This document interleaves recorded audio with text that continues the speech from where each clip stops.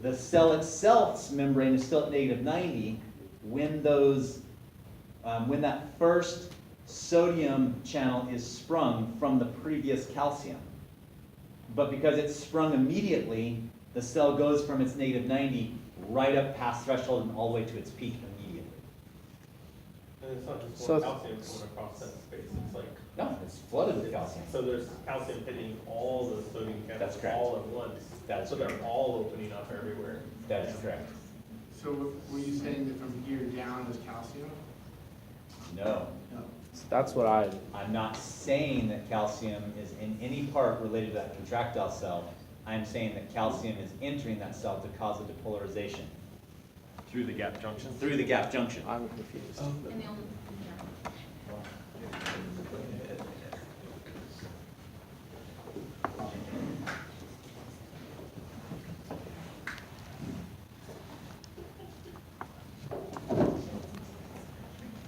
This cell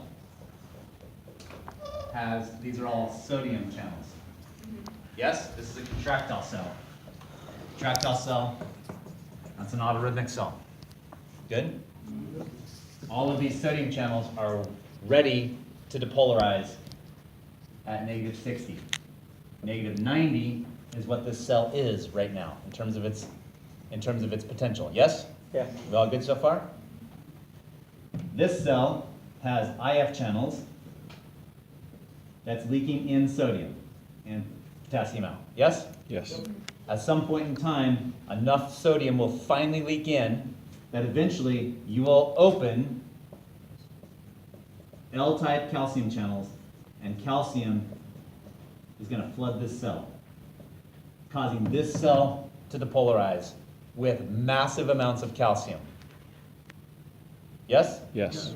That massive amounts of calcium is also traveling this gap junction, because calcium is just spreading out across this cell. It's spreading out this way, and it's spreading out this way. This cell is sitting here resting at negative 90. This calcium is going to enter this cell. These are all sodium channels too, down here. This calcium is going to enter this cell, and as soon as that calcium enters that cell, this charge of that calcium far exceeds threshold. This calcium is sitting in a charge that's well above threshold.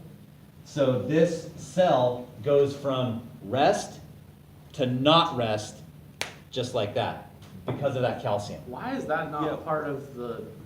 Because as that calcium comes in, that calcium, all it has to do is spring the first set of sodium channels. And then sodium starts coming in, and as sodium starts coming in, it finishes the rest of that depolarization. There's a reason why, I'm going to answer your question more thoroughly in just a second, because there's a reason why it's set up this way. So calcium comes in, and it's enough to make these first few, it's not enough to make this whole cell depolarize, it's enough to make these first few voltage-related sodium channels depolarize. And as those first few voltage-related sodium channels depolarize, now we're very similar to an axon, where that one springs that one, that one springs that one, that one springs that one, that one springs that one, that one springs that one. We have sodium flooding like crazy, and sodium just completely floods this contractile cell, causing the depolarization of the contractile cell. is it partly because the calcium is twice as positive as the Yeah, it's a big, sodium? huge, giant So positive ion. That's why it's so steep, is because it's like really. No, that's not why it's so steep, Why but is- it is why it doesn't take as much calcium as it would sodium. I was like, why does it take so little calcium to spring in when it takes so much sodium? Because If I were to it's wipe like- out all of these, if I had a cell that had downregulated all of these sodium channels, we would not see the depolarization. Because there's not enough calcium entering to depolarize this whole cell, but there is enough calcium to spring the first few sodium channels. And then And they do the rest of the work. sodium springs everything else down the Yes, line. and Okay. sodium is springing So sodium, is springing calcium's only sodium. doing the first gate. It's opening that It's first door. Yes, the first few. That's it. Calcium is true here for one instance, and then the rest is sodium. is what you're saying. Yes. Yeah, so from. It's the igniter. No, I don't want you to say what you're about to say. No. First pillar, first That's pillar. all sodium. first negative millivolt, Yes, whatever. we're talking about First just the first. centimeter on that board. No, There it's you a go. centimeter, it's like a millimeter. But it's not enough that I even want you to write it up there.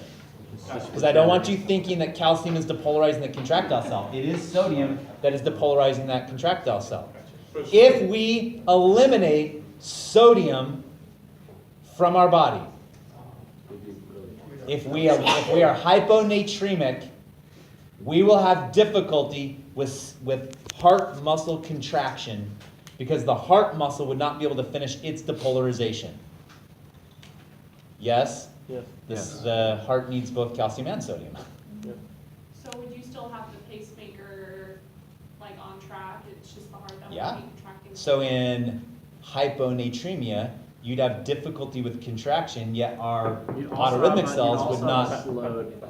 Would you slow that autoarythmic cell too? Also slow. IF channels could be affected potentially. But you still have the T-type calcium channels that would leak and cause the autoarythmic cell to. But Yes, the- yeah, but they're not leak channels. The T types are not leak channels. But they would The they IF would channels are leak channels. slowly be depolarizing the cell to kick off the L-type channels. The T type calcium channels don't work like the IF channels. They're voltage regulated in the normal sense, not in the IF channel sense. So if the So IF if channels you're- if the IF channels were eliminated, those T type channels wouldn't open. So if you're hypernatremic, you'd have a slowed heart rate and weak contraction. Quite possibly, yes. Okay, we good so far? Yes, Andrew? So, I'm trying to distinguish between how calcium is used to go to trigger those sodium channels on the contractile cell, and then how calcium is used to actually initiate the muscle contraction. So there's those calcium ions that are entering to spring Yep. the sodium, and then we also have the calcium that's triggering the DHP receptors. Yes, because this sodium is triggering the release of more L-type channels, because we've got calcium channels here too. More type calcium that's coming in to trigger the SR. And, okay, and so that calcium is also extracellular? This calcium is also extracellular. That's correct. Okay, so there's no calcium stored in a myocardial contractile cell? In the SR there is, In the SR? but okay. not anywhere else. Yes. okay. Not in the arrhythmic, but in the contractile. My SR is right here, full of calcium. It has nothing to do with this depolarization. But there's no SR in the autoarythmic. There is an ER, endoplasmic reticulum, but it does not have stored calcium. And that calcium that's right there is only to make the myosin active, react. This calcium. Yes. This calcium also participates in that in cardiac It cell too. joins in, okay. There's a higher percentage than skeletal. Then in skeletal muscle, that's correct. So those are the L-type channels. Where, L-type and L-type. where are the T-type channels? T-type channels run autoarythmic cells as well, and are voltage regulated based on what the IF channels are doing.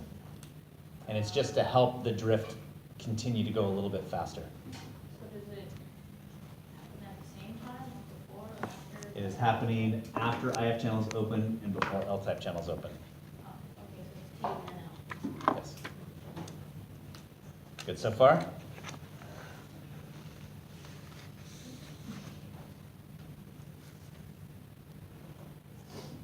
Okay. So we won't hit it today, but autonomic nervous system, the sympathetic system, I will explain this more in depth a little bit later. The sympathetic nervous system, let me change that over here. The sympathetic nervous system is going to increase the activity of IF channels. It is going to increase the activity of T-type calcium channels also. Therefore, the sympathetic nervous system is going to do what to our autoarythmic cell over there? What is it going to affect? What is it going to affect on our tracing? The slope. The slope of what?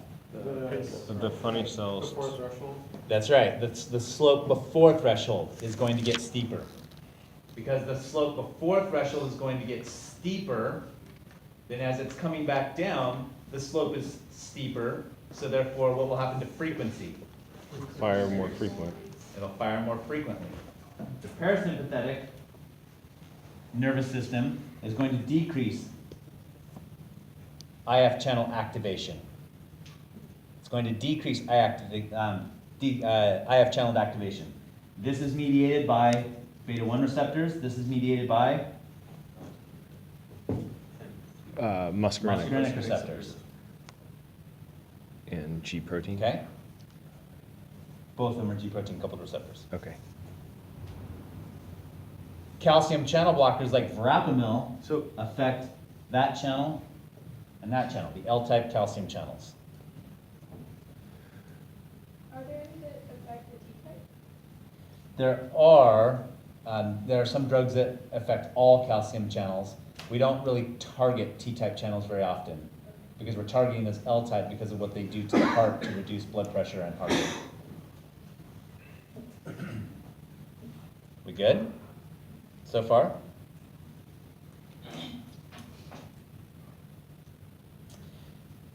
The reason why I didn't want to, I'm back to your question, okay? If we eliminate autoarythmic cells, if autoarythmic cells are eliminated completely, cardiac contractile cells also contain IF channels. Contractile cells also contain IF channels. We don't ever talk about it. We will. We don't ever talk about it when you take an A&P class because there's never a time in A&P where they're really discussing what happens when you lose all your autoarythmic cells and you only have contractile cells left. But if we lose all of our autoarythmic cells, the signals are blocked or there's damage to them or something happens, contractile cells of the heart are also autoarrhythmic. So therefore you would see a slope between -90 and -60 at that point in time of IF channel entry. And in that case, it would be sodium entry that leads to sodium depolarization. So the muscle cells will depolarize at like 30 a minute, right? Or something like that? In terms of how often? Yeah, how yes. often? Okay, So their slope between if their IF channels are functional, Yeah. the IF channels are not ever, they're always functional. The IF channels are never used because we depolarize so rapidly that they never have a chance to ever I'm be just confused used. on what the point is beating at 30 a minute. Like if everything else is wiped out and you're beating at 30 a minute, like that's not enough to survive, right? It is not, but it's enough to prevent cardiac standstill. So you're asking the crux of the whole issue. That is this, when we talk about the conduction system, right? The SA node has to depolarize first in order to make the heart depolarize uniformly. If the contractile cells depolarized as easily as the SA node, then they would start depolarizing potentially before the SA node, and therefore we'd get ventricular depolarization before atrial depolarization, and blood flow would not be moving through the heart efficiently any longer. And that's why from the SA node all the way down through the system, everything has a step down in terms of Yes. intrinsic beat. And I'll talk about exactly how that is happening later, but that is exactly right. So the contractile cells using their IF channels is like a very last ditch, Effort to But survive. it's yeah, kinda- way it's kinda effort to pointless, keep like- it. Well, it's not pointless because the fact that it's still moving means that heart tissue is not dead. Is it enough to sustain life? No. No, it's not enough to sustain life. But it's enough to give the heart maybe an extra couple of minutes of survivability to try to get something else to work. Now, the heart doesn't know anything about our drugs and our defibrillation. The heart just says, we don't want to stand still, and hopefully the SA node will come back online. We need help. And our job is to make the SA node come back online. What could, in the natural world, what would make that SA node come back online? Well, the SA node itself. So maybe this person, maybe this organism ate a plant that had a chemical reaction that knocked out the SA node. And now that plant is being metabolized out. The contractile cells are just trying to keep things stationary while the liver does its job. And now the SA node can So come you're back saying like online. if they ate some plant that had Sure. like a calcium. If we're blocker- talking way back into like I know, hunting and gathering But days, you ate yes. something that was like a calcium blocker to Yep. stop. Yep. So it just basically goes and then your liver gets rid of all those Yep. calcium blockers and then it Yes. starts, okay. I mean, that's I get it. that's the backup system concept that the heart has, Okay, okay. right? It's severely not adequate, Right. but our body is not designed to intake those kinds of chemicals on a regular basis. That's why they're poisonous. Good? Are your brains exploding? Yes. No. Good. Questions before Is this, Derek is is gonna this stuff stop? on the midterm? Is this stuff on the midterm? I believe it is, right? Is this stuff on the midterm? It is not. Yes, some of it is. Is this stuff on the midterm? Yes. Yes, some of it. No, because why? This week. Because it's this week and I But said. it was let- related to assignments that we got Don't last worry week. about, hey, no. Hey. I will not ask you these questions on the midterm. Some of them are practice, yeah. What was So that? Amanda's asking the question, if IF channels were open on the contractile cells, I assume what you mean by that is they're the ones that are functioning, which means all the other autoarythmic cells have failed, and the contractile cell is its last-ditch effort. You would have a patient that was probably unresponsive. You'd have a really nasty EKG. Their heart rate would be extraordinarily slow and not sustainable for life, yet also not standing still, meaning the blood is not stagnant. They're getting the hypoxia brain real quick. They would be getting hypoxia pretty quick. Which is foreshadowing into what's next. Not what Derek's gonna do next, but what we're gonna talk about next. Questions? Does the last bit of that, so if you have your, the pacemaker portion of the autoarythmic cell, does it change in terms of its steepness, or does it stay relatively the same because the heart's constantly trying to maintain a certain pace? The question here is the slope that is created by the IF channels in the SA node going to change? It does not change on its own. It will change if the sympathetic system or parasympathetic system influences it. Okay. So there is an inherent slope to those IF channels in the heart, which will translate into a heart rate of about 90 to 100 beats per minute. Okay. The sympathetic system will steepen that slope, and the parasympathetic system will lessen that slope, So your pacemaker shortens, the slope, the slope steepens and. with the sympathetic Okay. system. That is Just correct. the IF. Okay. And those are all IF channel mediated, yes. Okay. So going back to what will be on the midterm, if someone presented last week, then it'll be on the midterm. I could ask any questions from last week. That someone presented about. Absolutely. Alright. I can tell you that I will stay away from the autonomic nervous system. You got my message, right? Our midterm is Thursday, not Wednesday? Yep. It's not tomorrow. it's the Pushing day the after. practice test back to day 2? Yeah, it didn't change anything. We just are swapping what we're doing on those days. That's all. What was the? We have another day to do the practice test? Sure. Let's But do I by want eight. those answers. Let's do by 8 Okay, tonight. questions? You might need to know. Questions? That one